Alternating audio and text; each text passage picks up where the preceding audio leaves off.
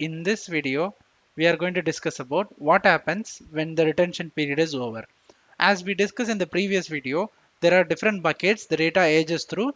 The cold bucket is the last bucket in which the data gets applied, data gets decided whether it is going to be deleted or archived. But what decides the behavior? So by default, Splunk is going to delete the data because by default you are not telling anything, so it will delete it. So oldest bucket, whatever the oldest buckets among the overall data, it will get deleted. Like let's say if you are telling like a default retention policy is 6 years. Whatever the data older than 6 years, that gets deleted. So how it is deciding the whether it's a older bucket or not, you can refer the previous video. In previous video we told that date buckets have naming convention. In that name itself we have a earliest time and latest time.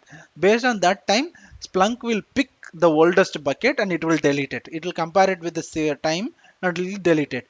And that is one way. Another way is if this timeline is not met, but if the maximum size of the index is met, let's say if it is crossing 500 GB, even before the 6 years, let's say 3 years data itself crossing 500 GB means it will delete it. So the size takes precedence. If the data reaches this size before even going to the time, it will get deleted. Okay, so make sure you are giving like enough size for that index, and you should know how much size you are going to get it for 6 years, like based on the time, right? If you are giving 30 days, you should know how much data you will get it in 30 days. Based on that, you need to increase the size of the index. If you don't increase the size within 30 days, if you get more data, obviously you might think like the detention period is not working, but actually working based on the size. So this is the default behavior for deletion. But frozen path, for example, let's say you don't want to delete the data after the retention policy. You want to store it in some other place. So that is where we will have a frozen path configuration. Here, if you give this frozen path configuration, Splunk will not delete the data. It will copy the data, raw data to a frozen path for long-term storage, right? And frozen buckets are not searchable. Of course, this frozen bucket will not count as a search bucket.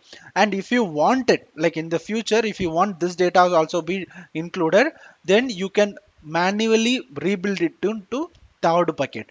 So when you say rebuild, you need to keep copy paste the bucket into the third bucket, and there is one command, thawing command. You can just do it. Then it will get rebuilt. The data will become searchable because it is only copying a raw data, right? It is only copying a raw data to your frozen path, not the TS-IDX file. So when you are just copying the bucket and when you are executing the thawing command, it creates a raw TS-IDX file and then it becomes searchable. So this is how the retention period policy gets applied and it gets deleted or gets archived.